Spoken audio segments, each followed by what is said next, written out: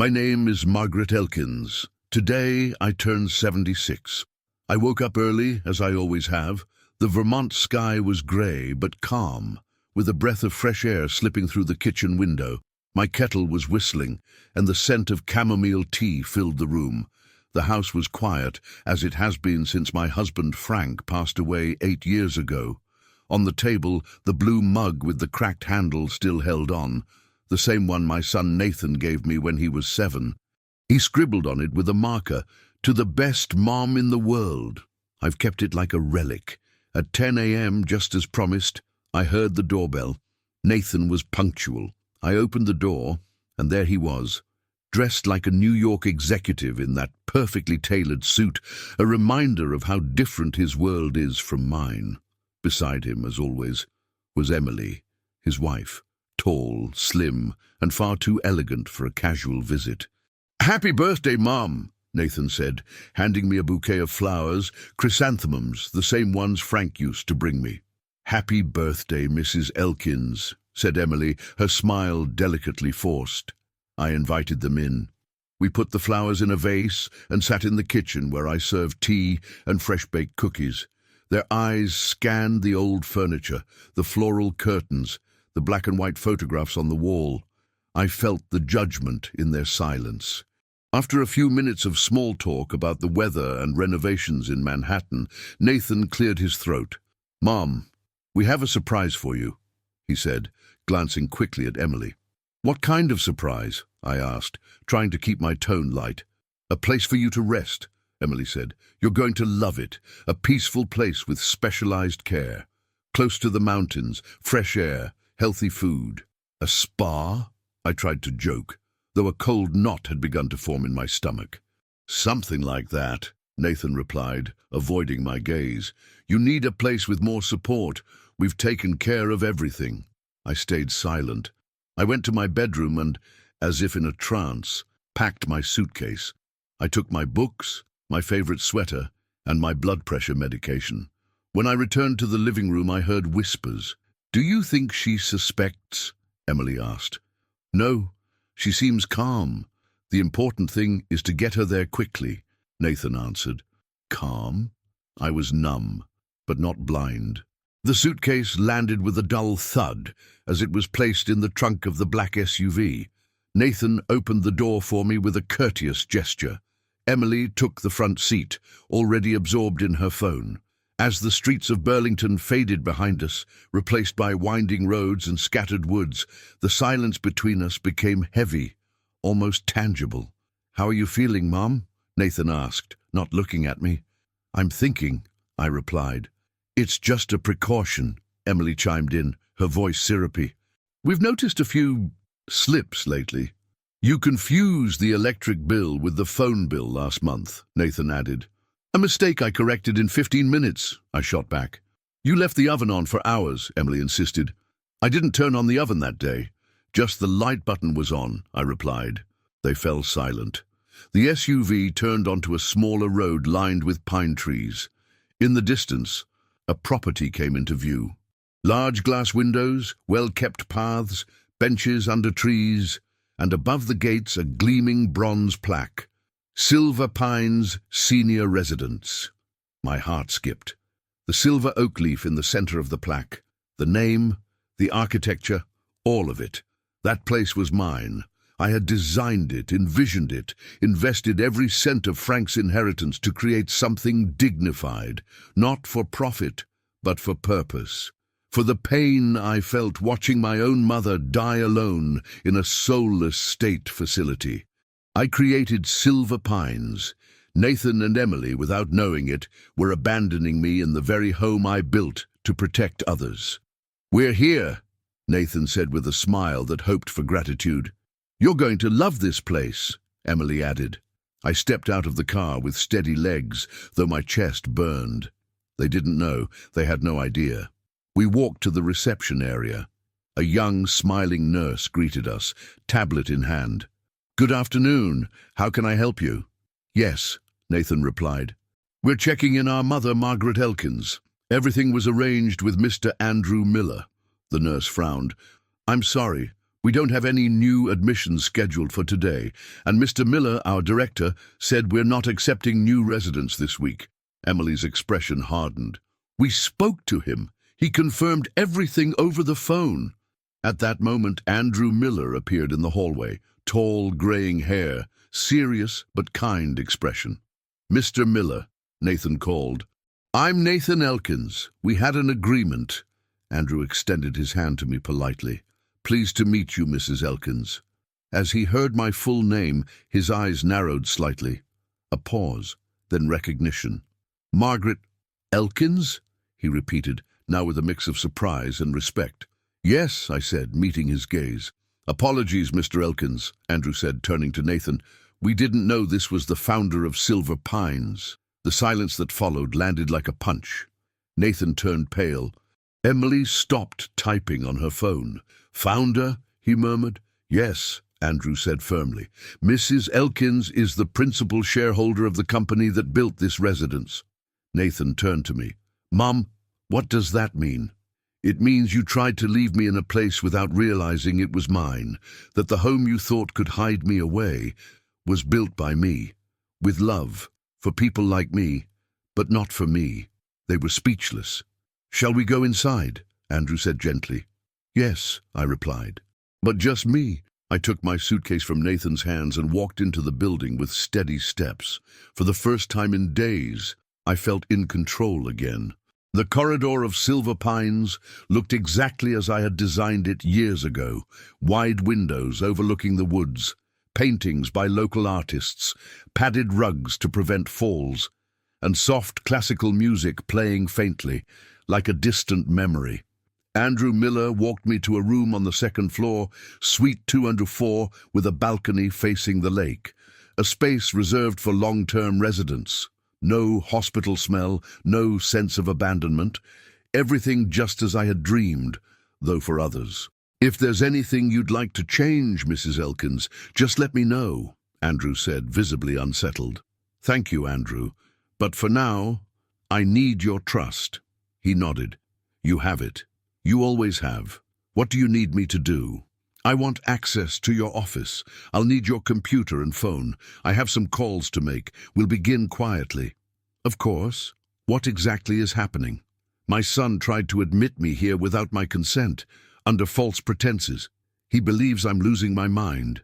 And he did it not knowing this place is mine. The shock on Andrew's face turned into something stronger, commitment. He nodded slowly. Let's go to the office. 2 hours later, in the same room where I had signed the company's first contracts, I sat at Andrew's desk. The system still recognized my original permissions. I was still the emeritus CEO of Silver Pines Corporation, a symbolic title, but legally active. I called Robert D. Wells, my lawyer of decades. He answered in his usual deep voice. Margaret, where are you calling from? From my nursing home, literally. Are you all right? I am, but my son tried to place me here as if I'd lost my mind. I need you to immediately freeze Nathan Elkins's access to any account connected to my name. Suspend his credit card, freeze automatic transfers, and review the mortgage agreement on his house. Robert didn't hesitate. You want your name off his mortgage? Yes. He'll have to stand on his own now. Understood. This will hurt, Margaret. Hurt, I repeated. It's a reminder, not revenge. The next morning after breakfast, I met with the facility's doctor for a standard evaluation. Calm demeanor, soft-spoken. He asked me questions about memory, coordination, logic. Do you know what day it is? He asked. Of course. Tuesday, September 12th. And the name of the president? Unfortunately, still the same. He chuckled. We finished the tests. Mrs. Elkins, your mind is absolutely clear. Some typical age-related distraction, but nothing, and I repeat, nothing, indicating incapacity or early dementia. Will that be written down, Doctor? Absolutely. The report will be ready today. Perfect. Another piece on my board. By mid-afternoon, I got a call back from Robert. All done. Accounts frozen, cards suspended. Her mortgage no longer had my name attached. Nathan's debts were now his alone. And then the phone began to ring. First a missed call, then another, then voicemails, texts. Nathan's voice, increasingly frantic. "Mom, what did you do? The bank froze everything. Emily's losing it. This has to be a mistake. Call me, please. Are you okay? Mom, please answer me." I didn't respond.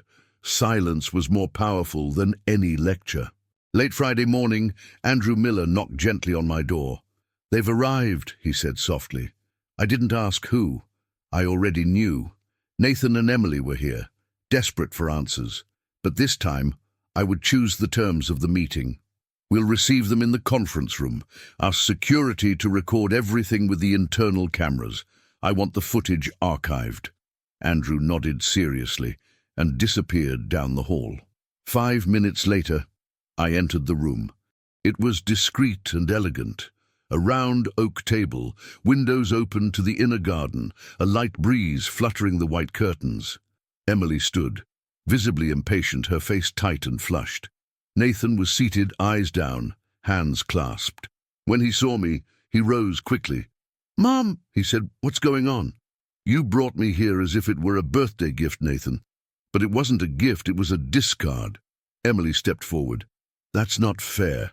You were forgetting things, isolating yourself." "Emily, please," I interrupted calmly.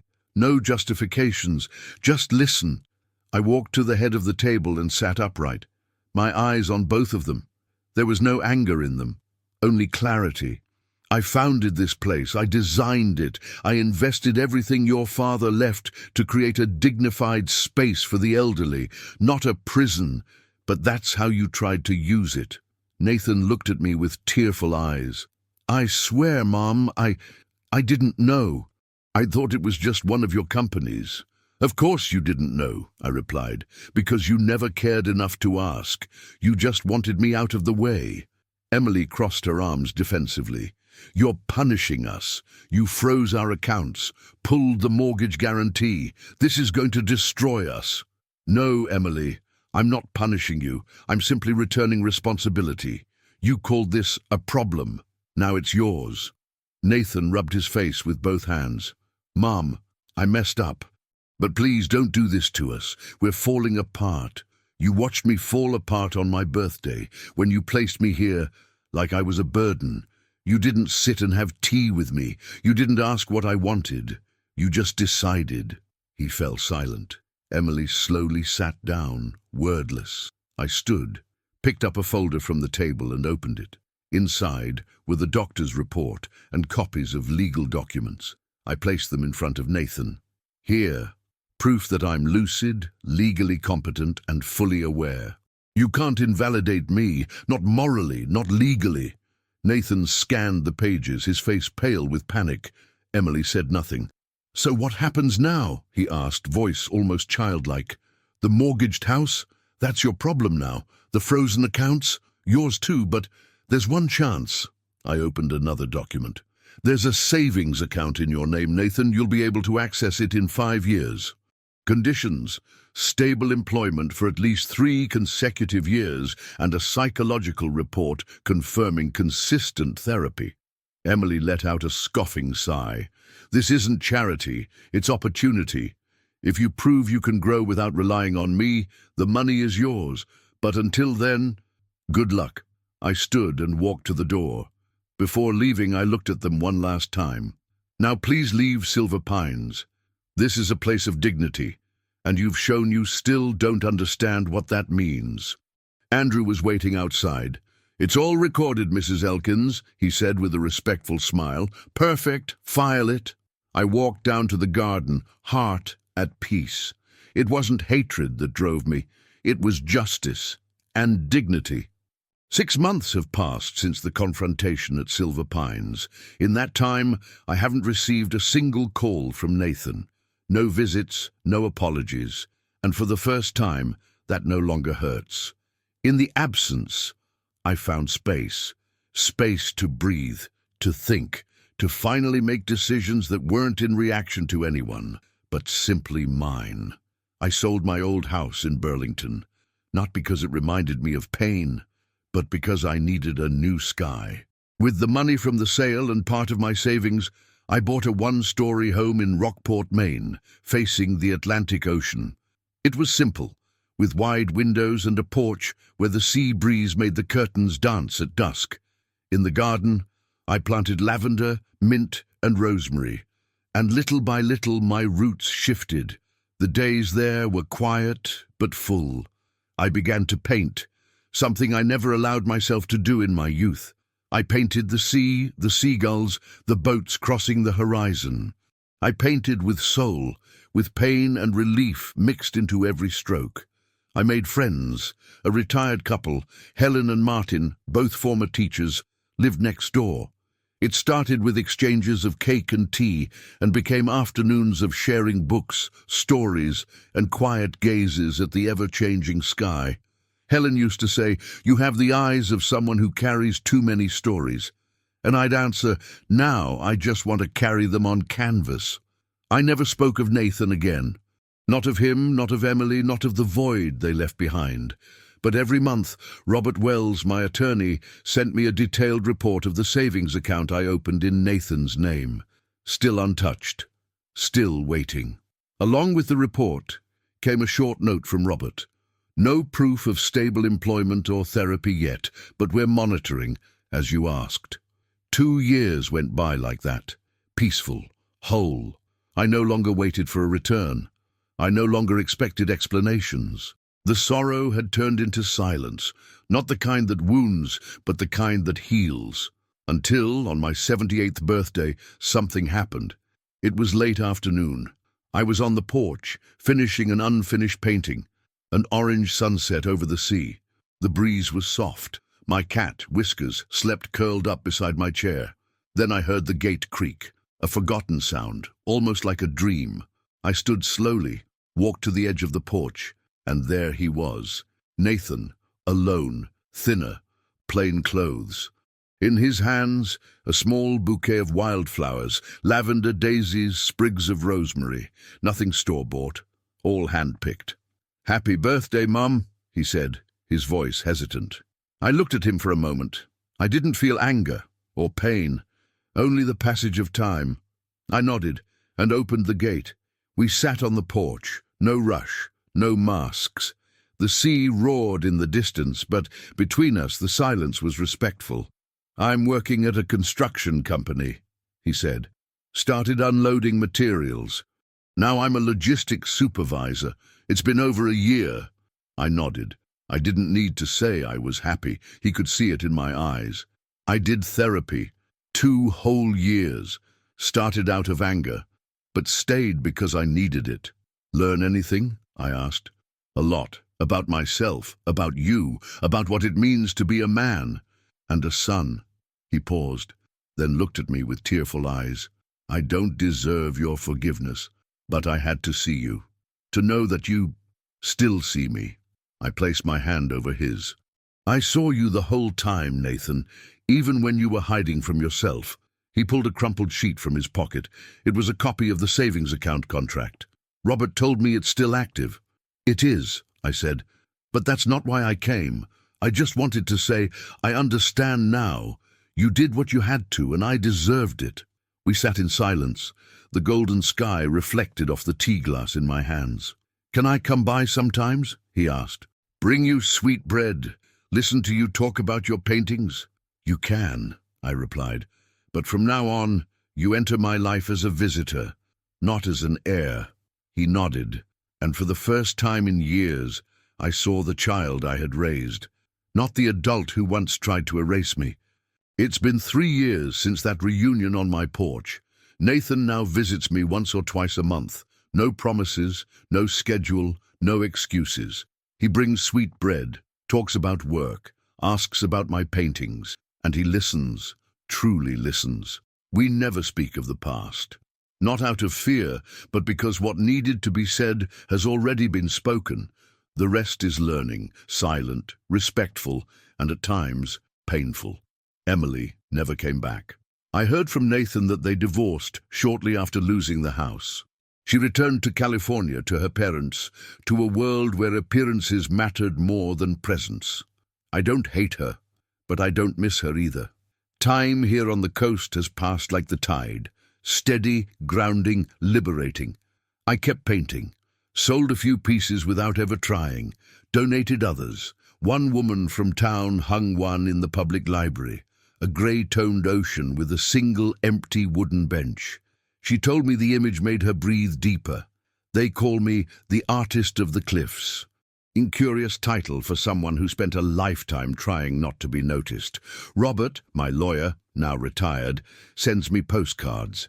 Helen and Martin, my neighbours, are still by my side, laughing with me, looking after me and letting me look after them. We are a small trench against forgetfulness. Today, sitting on the porch, with the sound of waves mingling with the lazy purring of whiskers, I think about all I've lived. It wasn't a fairy tale. There was no cinematic redemption, no idealized reconciliation, but there was justice, there was strength, there was real life. I learned that forgiveness doesn't mean opening the door to someone who hurt you.